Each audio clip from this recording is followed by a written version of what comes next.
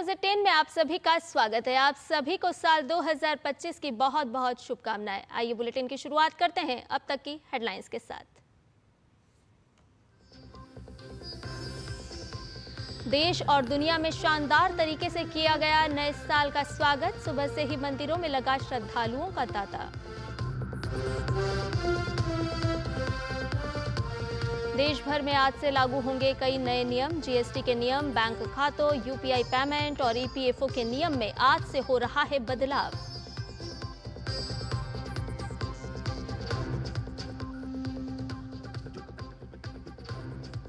देश में आज से शुरू हो रहा है वन नेशन वन सब्सक्रिप्शन योजना का पहला चरण। छात्रों, शिक्षकों और शोधकर्ताओं को एक ही मंच पर मिलेंगे हजारों शोध और लेख।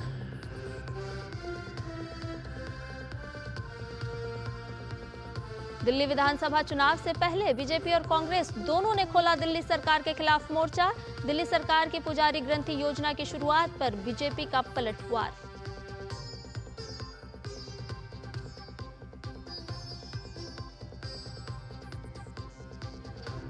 और नए साल पर उत्तर भारत में पड़ेगी कड़ाके की ठंड। आने वाले 2 दिनों में पहाड़ों पर पड़ेगी बर्फबारी, मैदानी इलाकों में और गिरेगा पारा।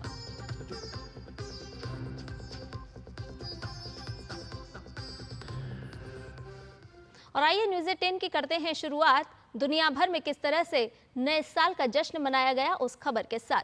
दुनिया भर में जोश और उत्साह के साथ नए साल की शुरुआत हो चुकी है।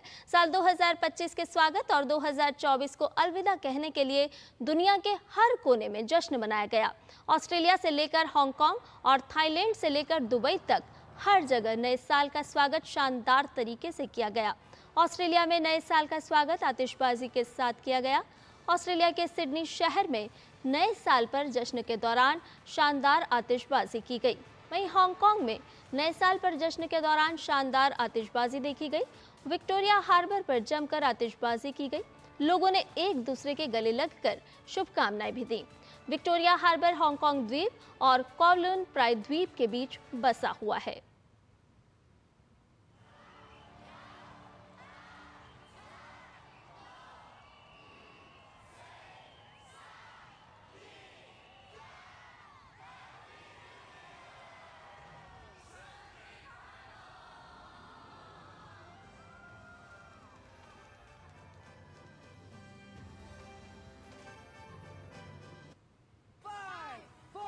वहीं थाईलैंड में लोगों ने जोरदार तरीके से नववर्ष 2025 का स्वागत किया। नए साल के आगाज के साथ ही पटाया शहर रंग बिरंगी लाइट्स और आतिशबाजी में सराबोर नजर आया। इसके साथ ही दुबई में दुनिया की सबसे ऊंची गगनचुंबी इमारत बुर्ज खलीफा में होने वाले वार्षिक आतिशबाजी शो में हजारों लोग इकट्ठा हुए। वहां जमकर आतिशबाजी का नजारा देखा गया।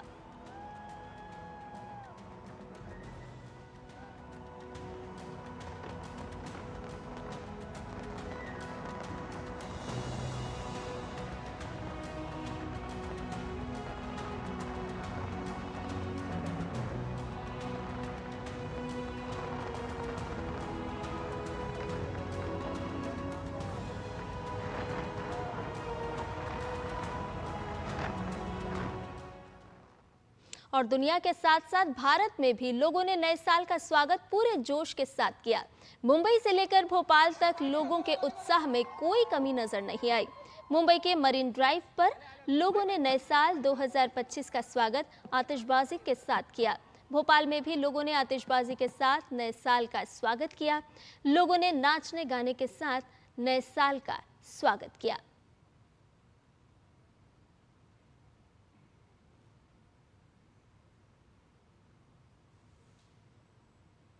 वहीं साल के पहले दिन श्रद्धालु दर्शन करने के लिए देश के प्रसिद्ध मंदिरों में पहुंच रहे हैं।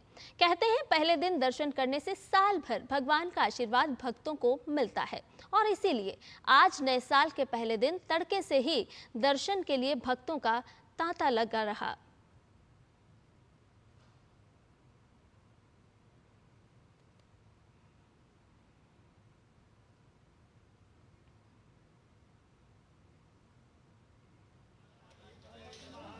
मध्य प्रदेश के उज्जैन स्थित महाकालेश्वर ज्योतिर्लिंग मंदिर में दर्शन के लिए भक्तों की भीड़ देखी जा सकती है।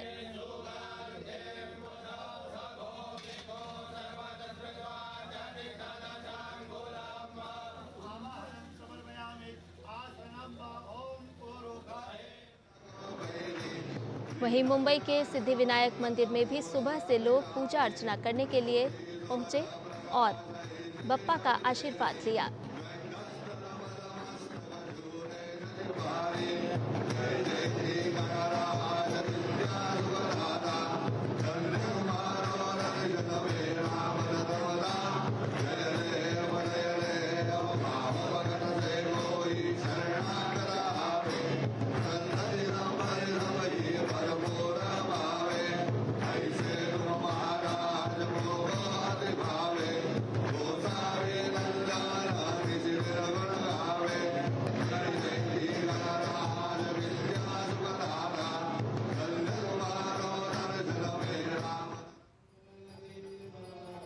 राजधानी दिल्ली के झंडेवालान मंदिर में भी सुबह से ही श्रद्धालु दर्शन के लिए पहुंचने लगे थे।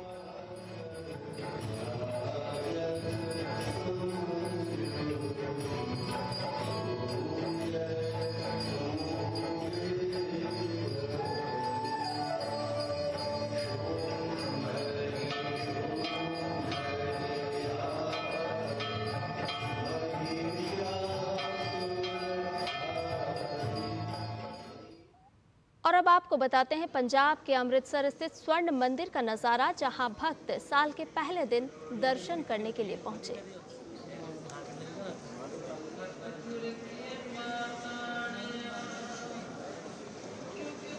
कोई आस्था की डुबकी लगाता, कोई अरदास करता हुआ नए साल के शुभारंभ अवसर पर। वहीं नववर्ष के अवसर पर आंध्र प्रदेश के तिरुपति मंदिर में भी श्री वेंकटेश्वर स्वामी के दर्शन के लिए भक्तों की भीड़ उमड़ी। श्रद्धालु भगवान के दर्शन, पूजन और आरती में शामिल होने के लिए सुबह से लंबी कतारों में लगे हैं।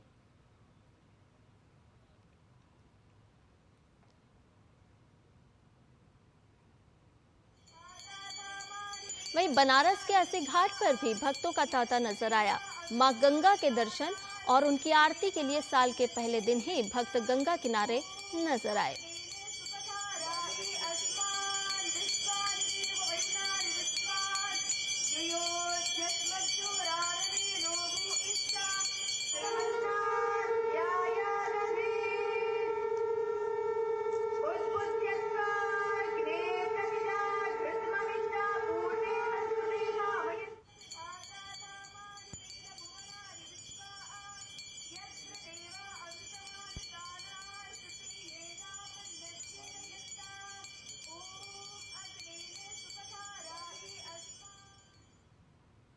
वहीं नववर्ष के अवसर पर राष्ट्रपति द्रौपदी मुर्मू ने देशवासियों को शुभकामनाएं दी। उन्होंने अपने सोशल मीडिया प्लेटफॉर्म एक्स पर लिखा, सभी को नववर्ष की हार्दिक शुभकामनाएं। वर्ष 2025 सभी के लिए खुशियां, सद्भाव और समृद्धि लेकर आए।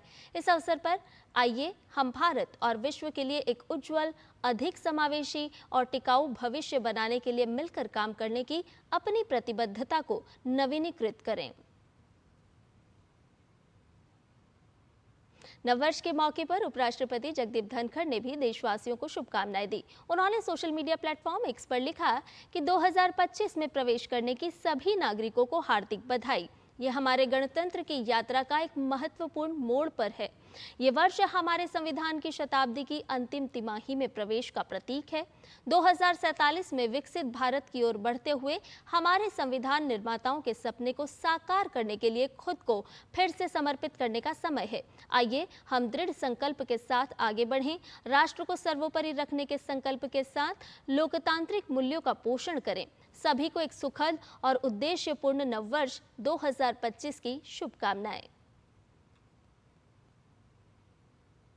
नववर्ष के अवसर पर प्रधानमंत्री नरेंद्र मोदी ने देशवासियों को शुभकामनाएं दी। उन्होंने सोशल मीडिया प्लेटफॉर्म एक्स पर लिखा, 2025 की शुभकामनाएं। ये वर्ष सभी के लिए नए अवसर, सफलता और अनंत खुशियां लेकर आए। सभी को बेहतर स्वास्थ्य और समृद्धि का आशीर्वाद मिले।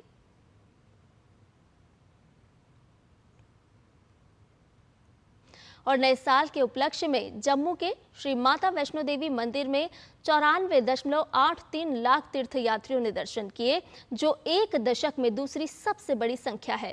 श्री माता वैष्णो देवी श्राइन बोर्ड के मुख्य कार्यकारी अधिकारी अंशुल गर्ग ने सोशल मीडिया प्लेटफॉर्म एक्स पर लिखा कि माता रानी श्राइन बोर्ड पर अपना आशीर्वाद बनाए रखें, क्योंकि बोर्ड 2025 में तीर्थयात्रियों की सेवाओं के उच्च मानकों के लिए प्रयास जारी रखने का संकल्प श्राइन बोर्ड ने लिया है। श्रद्धालु लंबी लंबी कतारों में नजर आए, जो उनकी गहरी आस्था और अटूट भक्ति को दर्शाता है। श्रद्धालुओं का कहना है कि वे बेहद खुश नसीब हैं कि उनको साल के पहले दिन माता वैष्णो देवी के दर्शन करने को मिल रहे हैं।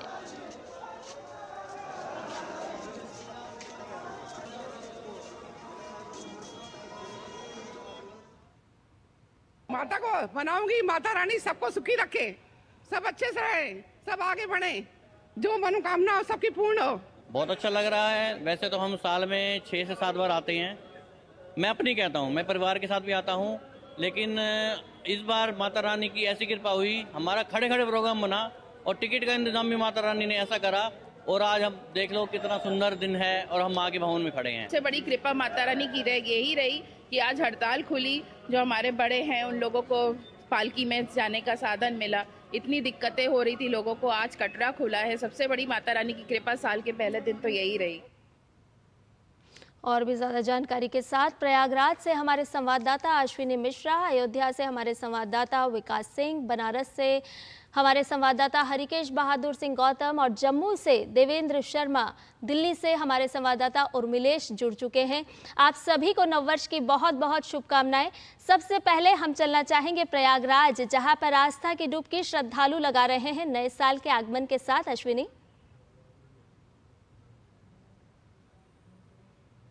निश्चित तौर से प्रयागराज की धरती पर आस्था की डुबकी लगा रहे और आस्था का सैलाब भी उमड़ेगा जब महाकुंभ का आयोजन होगा। 13 जनवरी पौष पूर्णिमा से औपचारिक रूप से इसकी शुरुआत होगी और 45 दिनों तक चलने वाला ये महाकुंभ समरसता का, एकता का, अध्यात्म का, धार्मिकता का, पौराणिकता का, अनुष्ठानों का महाकुंभ होगा और समरसता का महाकुंभ होगा।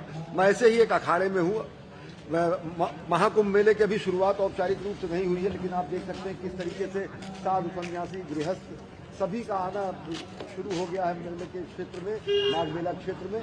और ये शंभू पंचअग्नि अखाड़ा है जहाँ पर इस समय मैं मौजूद हूँ। और आप देख सकते हैं कि किस तरीके से पूरी दुनिया अगर नववर्ष के खुशी में तल्लीन है, तो पूरी दुनियावी या मायावी या मोह माया को त्याग करके कितने हमारे संत महर्षि मनीषी यहाँ पर लगातार तपस्या कर रहे हैं, तप कर रहे हैं।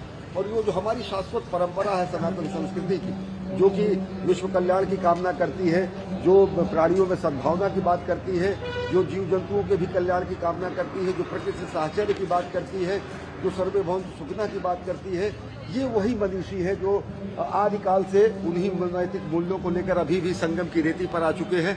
और महाकुंभ की शुरुआत 13 तारीख से होगी, तो पूरी दुनिया देखेगी कि किस तरीके से भारत भौगोलिक एकता के रूप में, भारत आध्यात्मिक एकता के रूप में, भारत धार्मिक एकता के रूप में सभी मतांतर के लोग, सभी संप्रदाय के लोग, सभी अखाड़ों के लोग, साधु सन्यासी, गिर कंदराओं में रहने वाले लोग, हर कोई चले आते हैं महाकुंभ में। और 2025 का वर्ष तो इतिहास में इसलिए दर्ज होगा कि 12 वर्षों बाद यह कुंभ का आयोजन हो रहा है, 44 वर्षों बाद ऐसा योग बन रहा है और 144 वर्षों का ये अद्भुत संयोग है, जबकि ग्रह नक्षत्र और अपनी स्थितियां ज्योतिषीय काल गणना के अनुसार है। तो आप निश्चित तौर से देख सकते हैं कि दुनिया अगर धर्म, अर्थ, काम और मोक्ष को पाना चाहती है तो प्रयागराज आती है। दुनिया जहां सांसारिकता और भौतिकता में डूबी रहती है, तो यहाँ पर आकर आदमी देखता है कि किस तरीके से अपरा नहीं परा शक्तियों को देखते हुए, आध्यात्मिक शक्तियों को देखते हुए, नैतिक चिंतन करते हुए, बौद्धिक चिंतन करते हुए, संतों के साथ में रहते हुए भारत की संस्कृति, सनातन संस्कृति, शाश्वत संस्कृति विश्व कल्याण की कामना करती है। तो निश्चित तौर से दुनिया अगर भौतिक सुखों में तल्लीन है, तो भौतिक और पारमार्थिक सुखों की धरती है प्रयागराज है, जो साक्षात यहाँ दिखता है। बिल्कुल अश्विनी, जिसे कहते हैं ना कि सोने पे सुहागा, बिल्कुल उसी तरह का नज़ारा देखने को मिल रहा है, क्योंकि आज से नए साल की शुरुआत हुई है और अब से कुछ ही दिनों बाद हम देखेंगे कि महाकुंभ का भी आगाज़ होने वाला है। हमारे संवाददाता हरिकेश बहादुर बनारस से जुड़े हुए हैं। हरिकेश, आपसे जानना चाहेंगे कि किस तरह का नज़ारा इस वक्त देखने को मिल रहा है, क्योंकि अब जैसे जैसे सूर्योदय हुआ है, जैसे समय बढ़ता जा रहा है, वैसे वैसे भक्तों का तांता भी लगना शुरू हो गया होगा, लंबी कतारें भी देखने को मिल रही होंगी। संध्या, पहले तो नववर्ष की शुभकामनाएं आपको भी और हमारे सहयोगी जो देश के कोने कोने में खड़े होकर दिखा रहे हैं लोगों को। काशी में चूंकि मैं बताऊं आपको कि 31 दिसंबर को भी लोगों ने बाबा विश्वनाथ के दर्शन किए और 5 लाख से ज़्यादा श्रद्धालुओं ने बाबा विश्वनाथ के दर्शन किए। और इसकी जो संख्या है, इसकी जो बढ़ोतरी हुई, चूंकि लोकार्पण किया प्रधानमंत्री ने काशी विश्वनाथ धाम का, उसके बाद लगातार श्रद्धालुओं की संख्या में बढ़ोतरी हो रही है जो दर्शन के लिए आ रहे हैं। आज जो आंकड़ा है, काशी विश्वनाथ ट्रस्ट ने एक अनुमान लगाया है कि लगभग 6 लाख के आसपास लोग दर्शन जो है कर लेंगे बाबा विश्वनाथ के। काशी चूंकि बाबा विश्वनाथ के कारण जानी जाती है, धार्मिक सांस्कृतिक नगरी है। और जैसा आपको अश्विनी बता रहे थे, चूंकि प्रयागराज में महाकुंभ का आयोजन होना है और 14 जनवरी मकर संक्रांति के दिन से स्नान शुरू होंगे। और यह महाकुंभ ऐसा महाकुंभ है या कुंभ है जो कि स्नान के लिए जाना जाता है, लोग स्नान करने के लिए आते हैं। और इसका जो शुरुआत करने से पहले लोग काशी में आकर भी डुबकी लगाते हैं, जो संख्या अब दिखाई देनी शुरू हो गई है काशी में श्रद्धालुओं की, दर्शनार्थियों की, या आप पर्यटकों की भी कह सकती हैं। इसके बाद जब महाकुंभ शुरू होगा तो एक पलट प्रवाह प्रयोग करते हैं, धार्मिक टर्म्स है कि जिसमें उस पलट प्रवाह में जो लोग महाकुंभ में स्नान करेंगे उसके बाद काशी में आते हैं दर्शन करने के लिए बाबा के, काशी में भी स्नान करते हैं, पवित्र स्नान लेते हैं। और इस बार तो चूंकि अयोध्या में भी भगवान श्री राम लला विराजमान हो गए हैं, तो वो जो एक त्रिकोण बनेगा प्रयागराज, अयोध्या और काशी का, उसका पूरा प्रभाव पूरे इस जो स्नान के दिन पड़ेंगे मकर संक्रांति से लेके और बसंत पंचमी तक, उसमें यह जो संख्या है दर्शनार्थियों की, श्रद्धालुओं की, या इस पवित्र स्नान लेने वाले श्रद्धालुओं की, वो प्रयागराज के साथ साथ काशी में भी और अयोध्या में भी दिखाई देगी। चूंकि अभी ये जो संख्या बल है, श्रद्धालुओं की संख्या बढ़ी है, उसके लिए पूरे वाराणसी में बाबा विश्वनाथ का जो मंदिर है उसके मैदागिन चौराहे से लेकर गोदौलिया चौराहे तक नो व्हीकल जोन कर दिया गया है। सुरक्षा की व्यवस्था बढ़ा दी गई है, चारों द्वारों से श्रद्धालुओं को प्रवेश की व्यवस्था की गई है।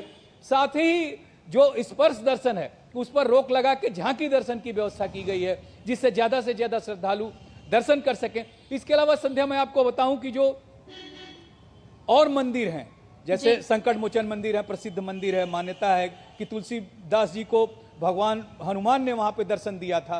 दुर्गा कुंड मंदिर है जहां पे मां दुर्गा ने अपने एक भक्त की रक्षा के लिए पूरे कुंड को रक्त से भर दिया था, जो शत्रु थे उनके, उसकी भी मान्यता है। इसके अलावा यहाँ पर शूलटंकेश्वर एक मंदिर है जहाँ से काशी की शुरुआत मानी जाती है, भगवान महादेव का मंदिर है। कर्दमेश्वर महादेव मंदिर है, उसके अलावा गौरी केदारेश्वर मंदिर है, मृत्युंजय महादेव मंदिर है, तिलभांडेश्वर मंदिर है, मार्कंडे महादेव का मंदिर है जो गंगा और गोमती के तट पर स्थित है। इन सारे मंदिरों में जो श्रद्धालु हैं, दर्शनार्थी हैं, वो नववर्ष मनाने के लिए भगवान का आशीर्वाद ले रहे हैं और कामना कर रहे हैं कि विश्व मंगल हो, विश्व सुखमय हो, लोगों को भगवान जो है उजाला दें, लोगों को सुख शांति दें, समृद्धि प्रदान करें। जी, निश्चित तौर पर हरिकेश, तमाम मान्यताओं और पौराणिक मान्यता खास तौर पर समृद्ध है वाराणसी। आपने अयोध्या का जिक्र किया तो अयोध्या ही चलते हैं, हमारे संवाददाता विकास सिंह भी वहां पर मौजूद है। विकास, आपसे जानना चाहेंगे, प्रभु श्री राम के दर्शन को सभी आतुर नजर आ रहे होंगे, नए साल का आगाज किस तरह से किया जा रहा है अयोध्या में? बिल्कुल, नए वर्ष का स्वागत, प्रभु श्री राम के दर्शन करने को लेकर यहाँ पर भीड़ है, जो हम सीधे तस्वीरें आपको दिखवाएंगे। सबसे पहले ये भीड़ है, ये आस्था का सैलाब उमड़ा हुआ है प्रभु श्री राम के मंदिर में, भव्य मंदिर में, जिसका 500 साल से इंतजार था, वो मनोकामना पूरी हुई। लोगों की न जानी कितनी पीढ़ियां इसको देखने के लिए देखते हुए सपने आंखों में लेके इस दुनिया से चली गई। ये सभी लोग भाग्यशाली हैं जो इस मंदिर में दर्शन कर रहे हैं। आज वर्ष के पहले दिन यहाँ पर आस्था का जनसैलाब उमड़ा है और यह सुबह की भोर की पहली किरण से ही इस तरह यहाँ पर श्रद्धालु आए हुए हैं और धीरे धीरे कर यहाँ पर भीड़ बढ़ती जा रही है। देश भर से कोने कोने से यहाँ पर लोग आए हुए हैं और प्रभु श्री राम के दर्शन कर अपने नए वर्ष की शुरुआत यहीं से करना चाह रहे हैं। और सबसे बड़ी बात हम ये देखते हैं कि प्रभु श्री राम के जब दर्शन करते हैं तो ये दिखाती है, ये भीड़ बता रही है कि हम अपनी अपनी धार्मिक आस्था, अपने सनातन के प्रति कितने सजग हुए हैं।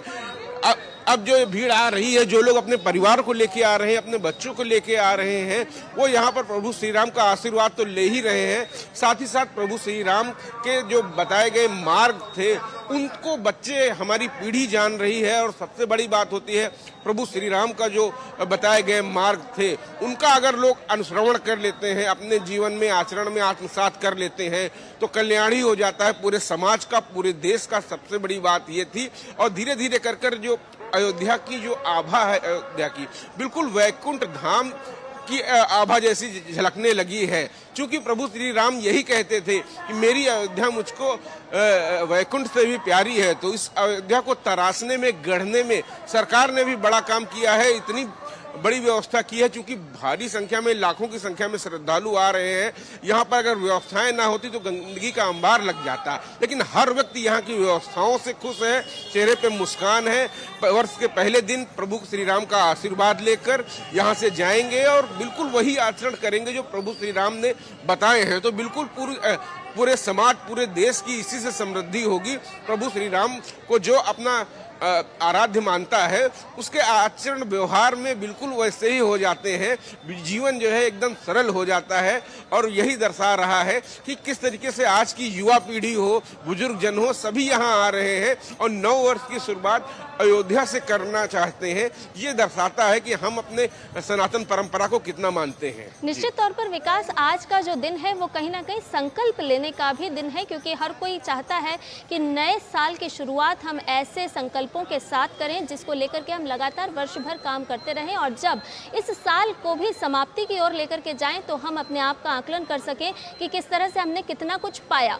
अगर अयोध्या की हम बात करें तो किस तरह की व्यवस्था की गई है, जैसा कि आप बता रहे थे कि देश भर से श्रद्धालुओं का आगमन वहां पर हो रहा है। तो अगर प्रशासनिक व्यवस्थाओं की बात करें, बैरिकेडिंग की अगर बात करें, सुरक्षा बंदोबस्त की अगर बात करें, तो किस तरह से संपूर्ण व्यवस्था की गई है ताकि श्रद्धालुओं को किसी तरह की कोई परेशानी का सामना न करना पड़े? देखिए, इतनी बड़ी यहाँ पर व्यवस्था की गई है क्योंकि भारी संख्या में, लाखों की संख्या में श्रद्धालु आए हुए हैं। तो जगह जगह पे बैरिकेडिंग की गई है। फोर्स व्हीलर्स का आना यहाँ पे प्रतिबंधित किया गया है।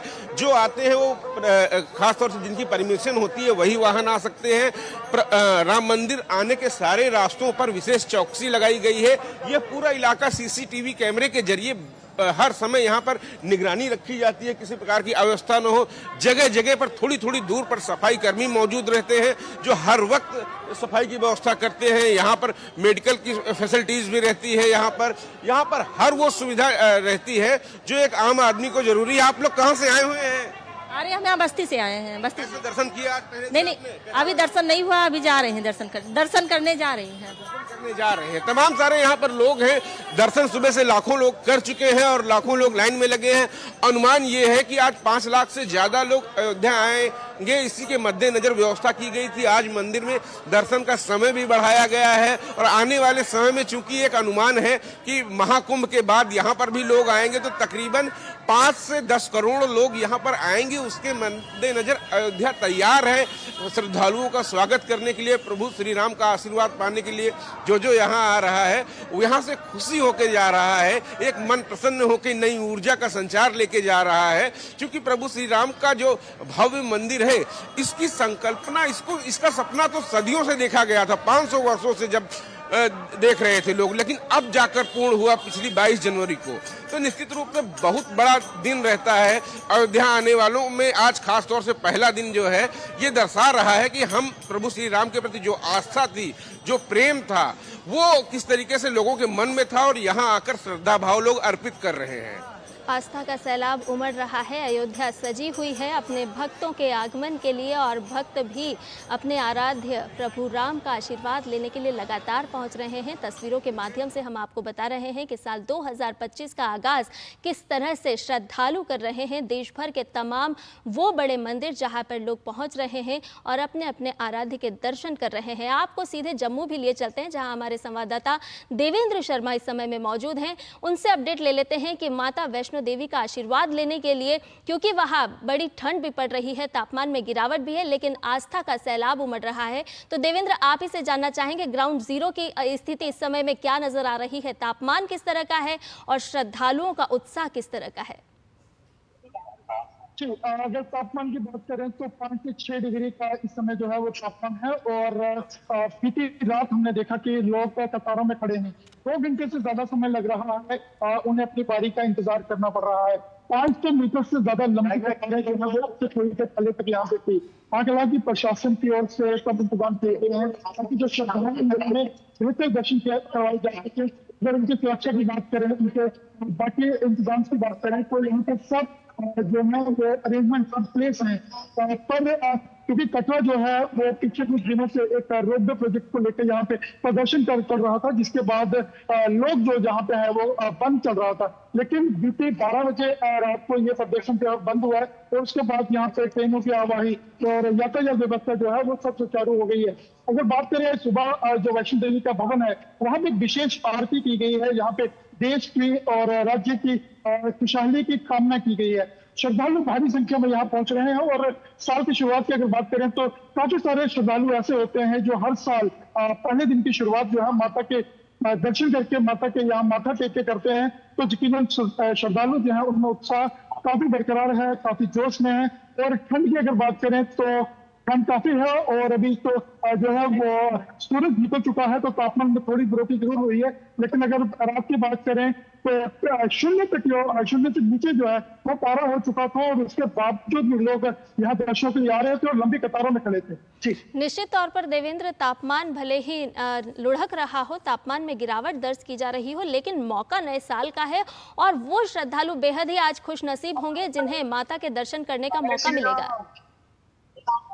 जी, हमने बात की जैसे कि सुबह के श्रद्धालु यहाँ पहुंचे हैं और काफी सारे श्रद्धालु हैं जो साल की शुरुआत 1 तारीख को 10 जनवरी को यहीं से करते हैं। और श्रद्धालुओं के लिए जो खास आयोजन किए गए हैं भवन में, उनके लिए अलग कतारें लगाई गई हैं। अब क्राउड मैनेजमेंट की बात करें तो वो है वहाँ पे, और जितने श्रद्धालु यहाँ आ रहे हैं उनके रहने का, उनके रुकने की और गर्म पानी की अगर बात करें, अंगीठियों की बात करें, और क्योंकि ठंड बहुत है पहाड़ी क्षेत्र में तो उनको वार्म रखने के लिए, गर्म रखने के लिए प्रशासन और खास करके बात करें कि श्री माता वैष्णो देवी स्थापना बोर्ड की ओर से उनको मुफ्त लंगर लगाए गए हैं। चाय और कॉफी के जैसे लोग यहाँ पहुंच रहे हैं उन्हें चाय और कॉफी परोसी जा रही है ताकि जो ठंड है उससे लड़ा जा सके। निश्चित तौर पर देवेंद्र, हम देख रहे हैं नज़ारा भी कि लंबी लंबी कतार में श्रद्धालु लगे हुए हैं। उत्साह है क्योंकि मौका भी विशेष है, संकल्प लेने का दिन है, यादें संजो लेने का दिन है और उसकी शुरुआत आज ही से की जा रही है।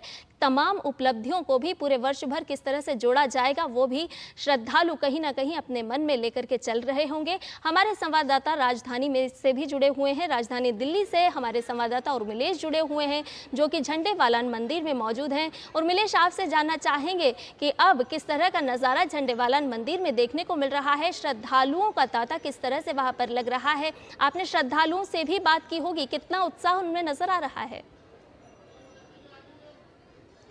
जी बिल्कुल, आपको भी और दूरदर्शन के तमाम दर्शकों को नए साल की जो है शुभकामनाएं, नव वर्ष मंगलमय हो। और निश्चित तौर से सबसे पहले आपको दिखाते हैं कि यहाँ पर झंडेवालन का जो पूरा नज़ारा है, क्योंकि यहाँ पर दिल्ली के अलग अलग जगहों से यहाँ पर लोग आए हैं माता के दर्शन करने के लिए और सुबह से ही जो है यहाँ पर एक लंबी लाइन में लोग अपनी बारी का इंतजार कर रहे हैं। तो अपने कैमरामैन से कहूंगा कि वो यहाँ झंडेवालन का जो है एक बार दृश्य दिखाए कि किस तरीके से यहाँ पर जो है भीड़ है, क्योंकि सुबह से ही हम देख रहे हैं कि यहाँ पर लंबी लाइनों में लोग लगे हुए हैं। और कुछ जो यहाँ पर लोग दर्शन करने आए हैं उनसे भी बात करेंगे कि वो जो है आज साल के पहले दिन यहाँ पर जो है आए हैं पूजा करने के लिए, अर्चना करने के लिए, और क्या कुछ जो है वो आगामी जो है जो आज दिन होंगे उन दिनों के लिए क्या रेजोल्यूशन लेंगे। आप मंदिर में दर्शन करने आए हैं? हाँ जी। तो क्या किस तरीके की आपने जो है आगे के लिए मंगल कामना मांगी है? क्या कुछ? बस साल अच्छा जाए, सब कुछ अच्छे से हो। हाँ, मास्टर्स कर रही हूँ, फाइनल ईयर है तो अच्छे से जॉब लग जाए।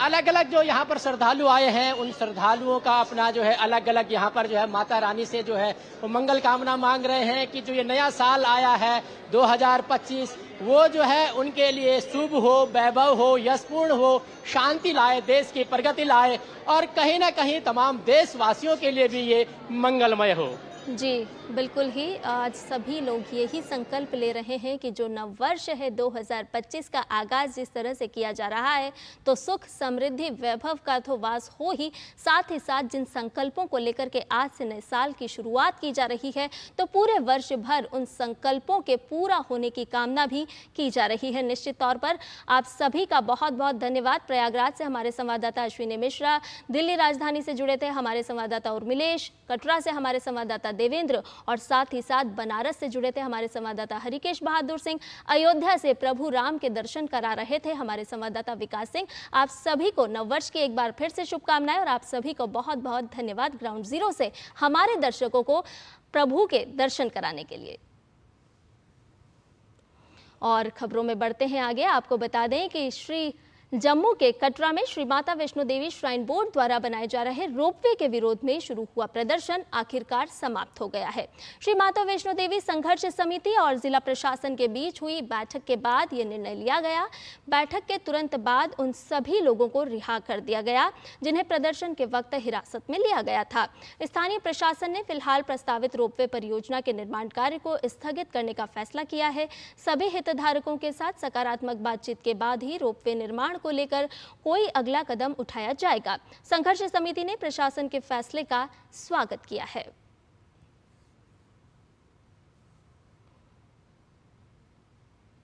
और न्यूज़ 18 में खबरें अभी और भी हैं, लेकिन फिलहाल रुकने एक छोटे से ब्रेक के लिए जल्द हाजिर होंगे।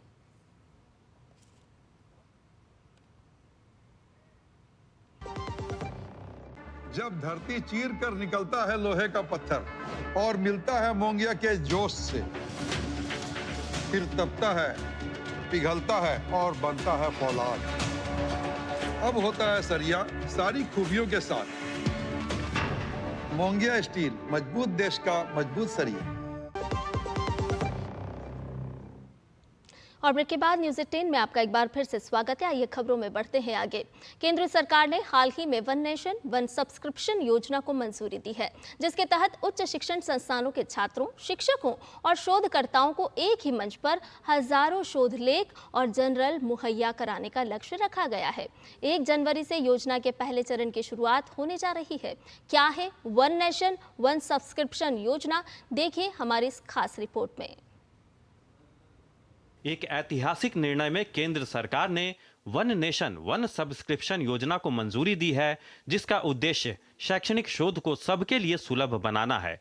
6000 करोड़ रुपए के बजट के साथ ये योजना अगले 3 साल यानी 2025 से 2027 के दौरान लागू की जाएगी। 1 जनवरी से योजना के पहले चरण की शुरुआत हो रही है, जिसके तहत 6300 से अधिक सरकारी, शैक्षणिक और अनुसंधान तथा विकास संस्थानों के लिए 13,000 से अधिक जर्नल उपलब्ध कराए जाएंगे।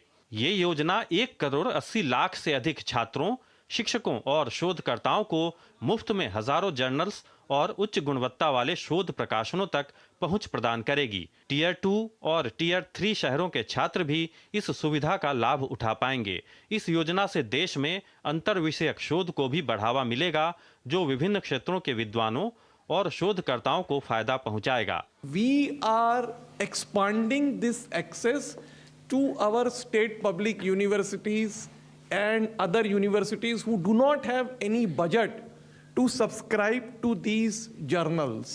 So it is available to all the readers, particularly state public universities who earlier did not have funds, or affiliated colleges who did not have funds to subscribe to this. One nation one subscription योजना में 30 प्रमुख अंतर्राष्ट्रीय journal प्रकाशकों को शामिल किया गया है।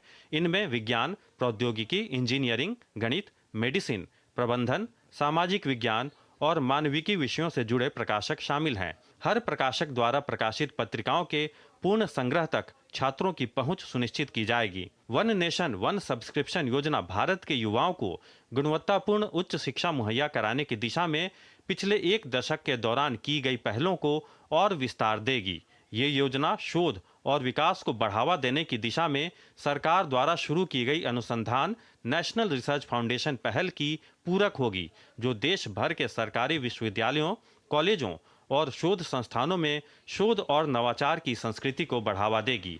सरकारी संस्थानों के छात्रों, शिक्षकों और शोधकर्ताओं में ईज ऑफ डूइंग रिसर्च को बढ़ावा देकर ये योजना भारत को ग्लोबल रिसर्च इकोसिस्टम के तौर पर स्थापित करेगी। Nishant Saurabh, DD news, Delhi. और बात महाकुंभ की करते हैं। महाकुंभ में आने वाले श्रद्धालुओं को प्रयागराज तक ले जाने के लिए भारतीय रेल की तैयारियां पूरी हैं। इसके लिए भारतीय रेल कुल 13,000 रेलगाड़ियों का परिचालन करेगा, जिनमें 10,000 रेगुलर ट्रेनें और 3,000 स्पेशल ट्रेनें चलाने का ऐलान भारतीय रेल ने किया है। क्या कुछ भारतीय रेल की योजना है, आइए देखते हैं हमारे वरिष्ठ सहयोगी राजेश राज की इस खास रिपोर्ट में। त्रिवेणी संगम स्थल प्रयागराज में होने वाले महाकुंभ की तैयारियां पूरे शबाब पर हैं। एक तरफ जहां उत्तर प्रदेश शासन का पूरा प्रशासनिक अमला तैयारियों को फूल प्रूफ करने में जुटा है, तो वहीं देश भर से प्रयागराज पहुंचने वाले श्रद्धालुओं के सुगम आवागमन के लिए भारतीय रेल भी कमर कसकर तैयार हो रहा है। भारतीय रेल देश भर के श्रद्धालुओं को प्रयाग पहुंचाने के लिए तकरीबन 13,000 ट्रेनें चला रहा है, जिनमें 3,134 विशेष रेलगाड़ियां शामिल हैं। ये रेलगाड़ियां यात्रियों की जनसैलाब को संभालने और उनकी यात्रा को सुगम बनाने में अहम भूमिका निभाएगी। साथ ही कम दूरी की और लंबी दूरी की मेला स्पेशल ट्रेनें चलाने की योजना भी प्रस्तावित है। भारतीय रेल ने 2 वर्षों में तकरीबन 5,000 करोड़ रुपए से अधिक खर्च कर कुंभ की तैयारियों को पुख्ता बनाने की कोशिश की है। पूरे कुंभ मेला के दौरान भारतीय रेल द्वारा करीब 13,000 गाड़ियों के परिचालन की व्यवस्था की गई है। करीब 10,000 ट्रिप जो है वो रेगुलर ट्रेन की होंगी, जबकि विभिन्न स्पेशल गाड़ियों के 3,000 ट्रिप कुंभ मेला पीरियड में प्लान किया गया है और उसी के हिसाब से गाड़ियों का परिचालन किया जाएगा। महाकुंभ के दौरान उमड़ने वाली भीड़ को नियंत्रित करने के लिए प्रयागराज के सभी स्टेशनों को तैयार किया गया है, जिनमें प्रयागराज जंक्शन, सुबेदारगंज, नैनी, प्रयागराज छिबकी, फाफामऊ, प्रयागराज रामबाग, प्रयागराज संगम और झूसी रेलवे स्टेशनों के नाम शामिल हैं। इन स्टेशनों पर नए प्लेटफॉर्म तैयार किए गए हैं। यात्री शेल्टर और वेटिंग रूम का भी निर्माण किया गया है। कुंभ के दौरान करोड़ों भक्तजनों की आवाजाही प्रयागराज में होगी। इस दौरान किसी भी तरह की अनहोनी से बचने के लिए 21 नए रोड ओवरब्रिज और रोड अंडर ब्रिज का निर्माण किया गया है। इससे लेवल क्रॉसिंग तो खत्म होगी ही, साथ ही सड़क और रेल दोनों सफर सुहाना और सुरक्षित होगा। सभी स्टेशनों के साथ साथ मेला क्षेत्र में अनरिजर्व टिकटिंग सिस्टम, स्वचालित टिकटिंग वेंडिंग मशीन सहित कुल 542 टिकटिंग पॉइंट उपलब्ध कराए जा रहे हैं। इनमें प्रयागराज जंक्शन पर ही 132 काउंटर बनाने की योजना है। सनातन धर्म में महाकुंभ को लेकर लोगों की आस्था सर चढ़कर बोलती है और इस आस्था को सरजमी पर उतारने के लिए भारतीय रेल पूरी तौर पर मशक्कत कर रहा है। किसी भी मुसाफिर को प्रयागराज पहुंचने में देश भर से दिक्कतों का सामना न करना पड़े, इसके लिए भारतीय रेल कमर कसकर तैयार है। कैमरामैन प्रवीण के साथ नई दिल्ली से मैं राजेश राज, डीडी न्यूज़ के लिए। और नए साल पर उत्तर भारत में लोगों को कड़ाके की सर्दी का भी सामना करना पड़ेगा। भारतीय मौसम विज्ञान विभाग यानी कि IMD के अनुसार आने वाले 2 से 3 दिनों में हिमालय क्षेत्र में हल्की से मध्यम बर्फबारी हो सकती है, जिस कारण मैदानी इलाकों में तापमान में कमी देखने को मिल सकती है। इस वजह से ठिठुरन बढ़ने के संकेत हैं। पहाड़ों में बिछी बर्फ की चादर से मैदानी इलाकों में भी पारा गिरा है। पारा गिरने से दिन के तापमान में भी काफी गिरावट आई है। हिमाचल प्रदेश में ऊपरी क्षेत्रों में न्यूनतम तापमान 0 से काफी नीचे दर्ज किया जा रहा है। 4 जनवरी से पहाड़ी राज्यों में बारिश के साथ भारी बर्फबारी और उत्तराखंड में हल्की से मध्यम बर्फबारी होने की संभावना है। मौसम विभाग ने 2 दिन शीतलहर बढ़ने का येलो अलर्ट जारी किया है। इसके साथ ही जम्मू कश्मीर, लद्दाख, गिलगित और बाल्टिस्तान में ठंड बढ़ने और शीतलहर का अनुमान व्यक्त किया गया है। पश्चिमी उत्तर प्रदेश, हरियाणा और चंडीगढ़ में भी शीतलहर चलने की संभावना व्यक्त की गई है।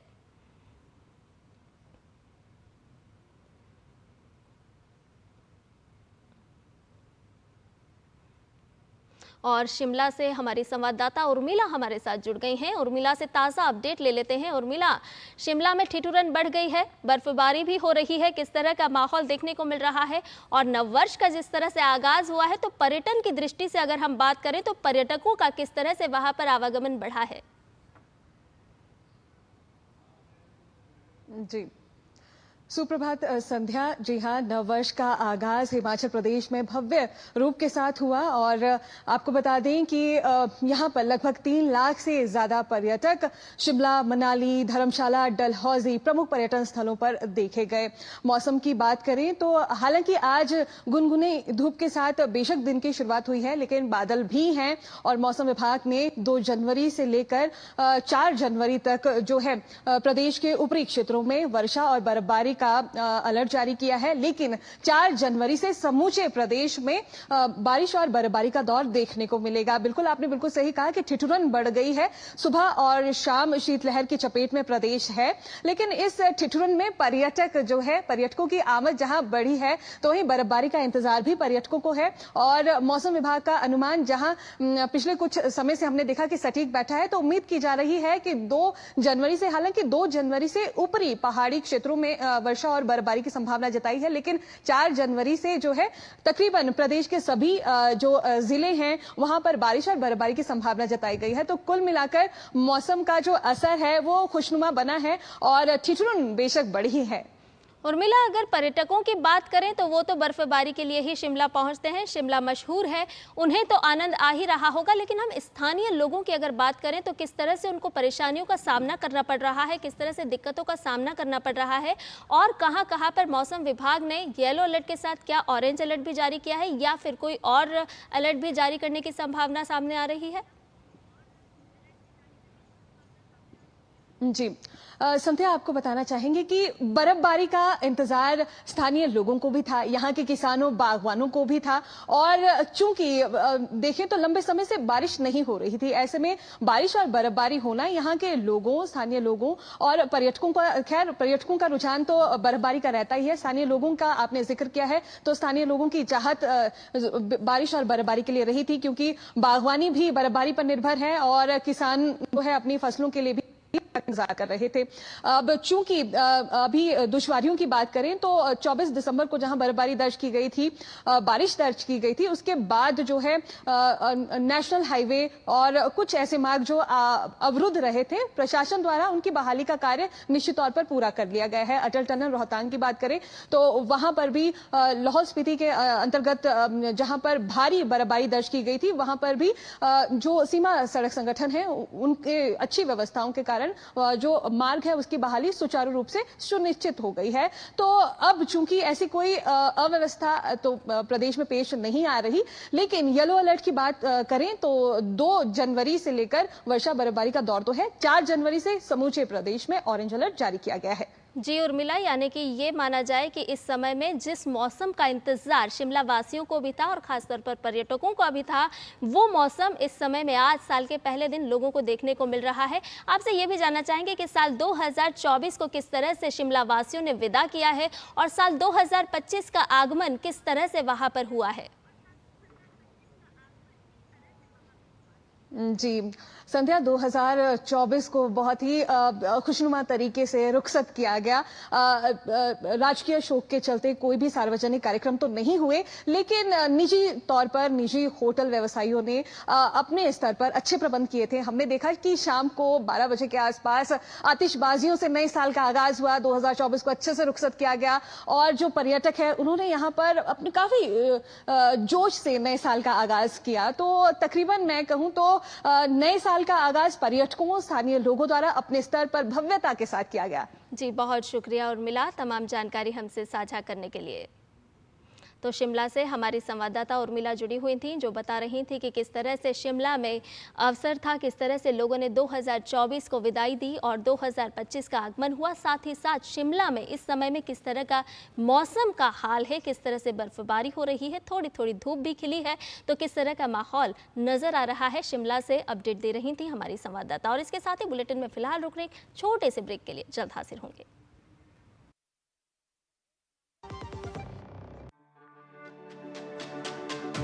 मेरी पसंद, मेरी पसंद,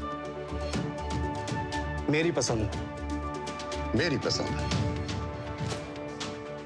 हमारी पसंद, हम सबकी पसंद। मजबूत देश का मजबूत सरिया हो गया स्टील। और ब्रेक के बाद न्यूज़ 18 में आपका एक बार फिर से स्वागत है।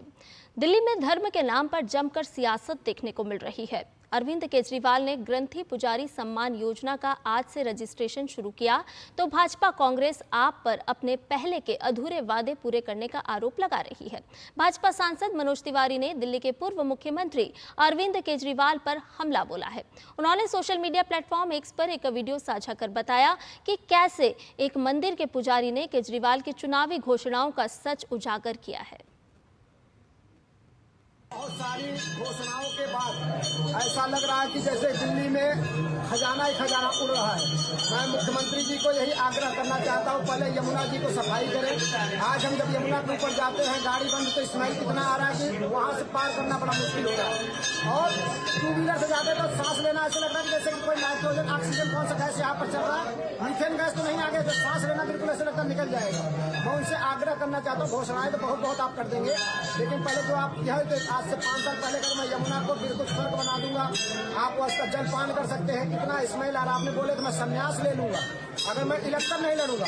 वो समय आ गया, हमें 18,000 निकलने चाहिए। भैया आपने 17 महीना से आपके जो आका हैं, हमारे मुसलमान आपके जो हैं, एक कोड जो बना कर रखे थे, आज जब हिंदू एक हो रहे हैं तो आपको लग रहा है कि हमें हिंदुओं की जरूरत, ब्राह्मणों की जरूरत, ग्रंथियों की जरूरत पड़ रही है। हमें ऐसे नहीं चाहिए भैया।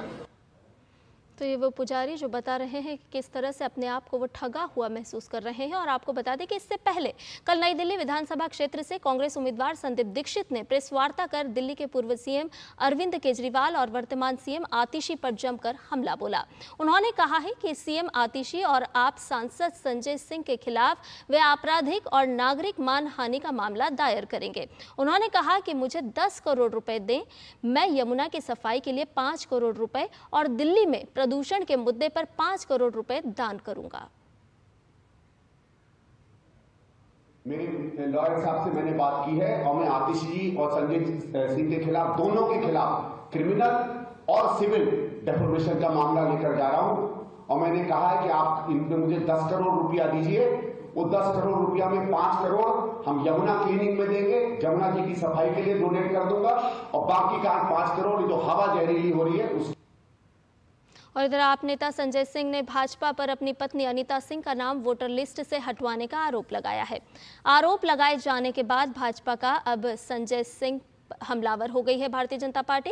और भाजपा नेता अमित मालवीय ने सोशल मीडिया प्लेटफॉर्म एक्स पर लिखा कि कल आम आदमी पार्टी के सांसद संजय सिंह ने चीख चीख के बताया कि उन्होंने 4 जनवरी 2024 को अपनी धर्मपत्नी अनीता सिंह का वोट सुल्तानपुर से कटवाने के लिए अर्जी दी, लेकिन उन्होंने ये नहीं बताया कि 8 जनवरी 2024 को दिए गए एफिडेविट में फिर उन्हें सुल्तानपुर का वोटर क्यों बताया गया। राज्यसभा के लिए दिए गए एफिडेविट में गलत जानकारी देना जुर्म है, जिसके लिए कानून में सजा का प्रावधान है। अपनी धर्मपत्नी के साथ ऐसा कौन करता है।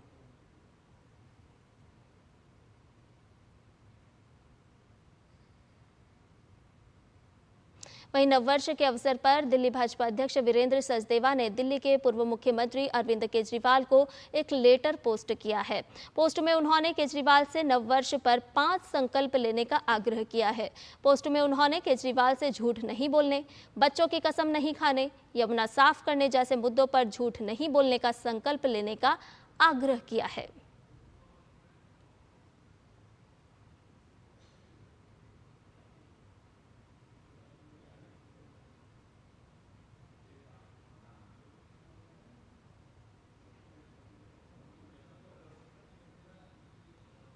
तो नए साल का मौका, दिल्ली के प्रदेश अध्यक्ष वीरेंद्र सचदेवा ने ये एक खत लिखा है, एक लेटर पोस्ट किया है दिल्ली के पूर्व मुख्यमंत्री अरविंद केजरीवाल के नाम।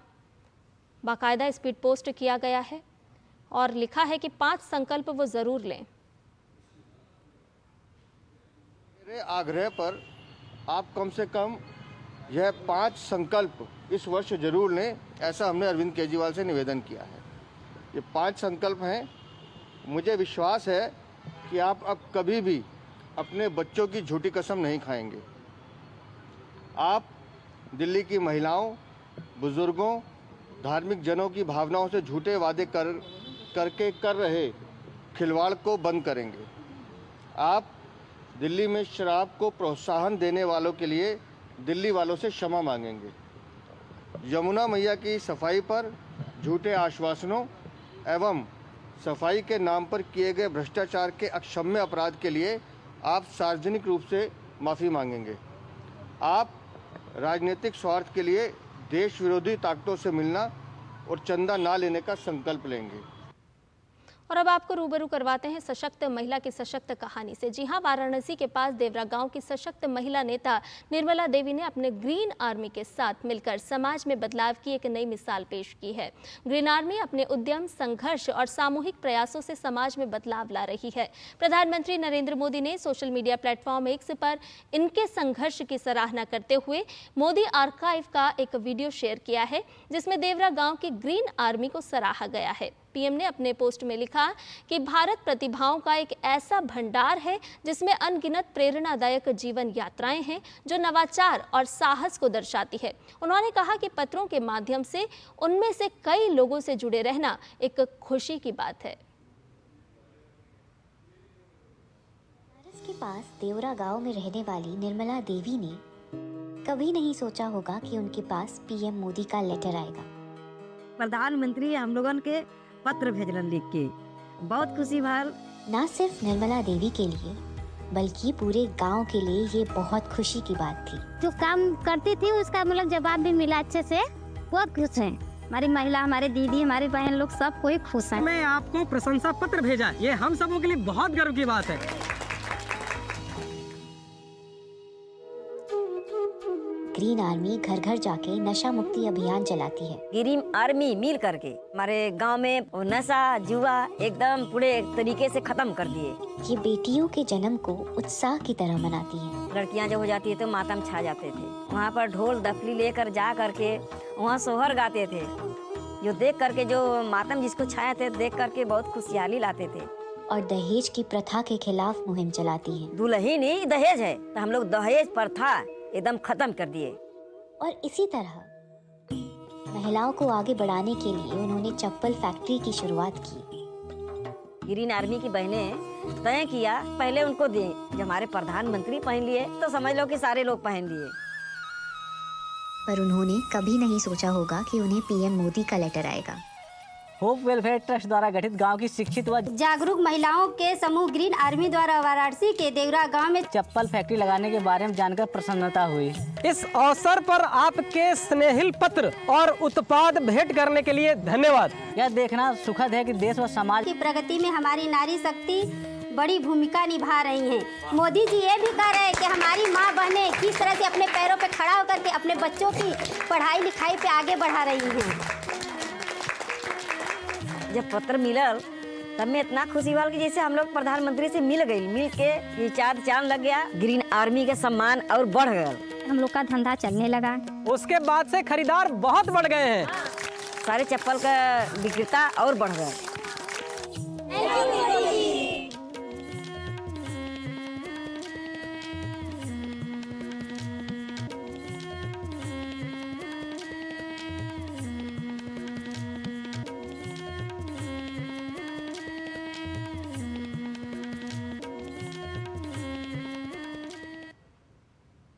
तो ये ग्रीन आर्मी की महिलाएं प्रधानमंत्री नरेंद्र मोदी का पत्र पाकर खुश तो हैं ही साथ संदेश भी दे रही हैं कि समाज कल्याण के लिए आप किस तरह से योगदान दे सकते हैं। और अब खबरें खेल जगत से। जी हां, हॉकी इंडिया लीग में मंगलवार को हैदराबाद तूफान्स ने निर्धारित समय के अंत तक स्कोर 2-2 से बराबर रहने के बाद शूटआउट में दिल्ली एसजी पाइपर्स को 5-4 से हराकर बोनस अंक हासिल किया। ये मुकाबला राउरकेला में खेला गया। हैदराबाद तूफान्स ने अमनदीप लाकड़ा 11वें मिनट और गोंजालो पिगलाट 13वें मिनट की मदद से शुरुआती क्वार्टर में ही 2-0 की बढ़त ले ली, लेकिन दिल्ली एसजी पाइपर्स ने दिलराज सिंह के 21वें मिनट और गैरेथ फरलॉन्ग 50वें मिनट के गोल की मदद से मैच बराबरी पर ला दिया। मैच के आखिरी 10 मिनट में दोनों टीमें बढ़त लेने में नाकाम रही, जिसके बाद शूटआउट में हैदराबाद की टीम ने दिल्ली को हरा दिया। इधर मुंबई के युवा बल्लेबाज आयुष म्हात्रे ने मंगलवार को विजय हजारे ट्रॉफी में नागालैंड के खिलाफ शानदार शतकीय पारी खेलकर इतिहास के पन्नों में अपना नाम दर्ज करा लिया। वेलिस्ट एक क्रिकेट में 150 प्लस रन बनाने वाले पहले सबसे युवा बल्लेबाज बन गए। इस मामले में उन्होंने यशस्वी जायसवाल को पीछे छोड़ दिया है।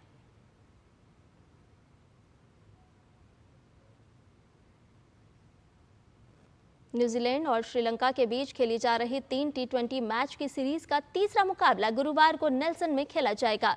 न्यूजीलैंड की टीम को 2-0 की अजय बढ़त हासिल है। ऐसे में कीवी टीम की कोशिश क्लीन स्वीप की रहेगी। वहीं श्रीलंका की बात करें तो टीम क्लीन स्वीप से बचना चाहेगी।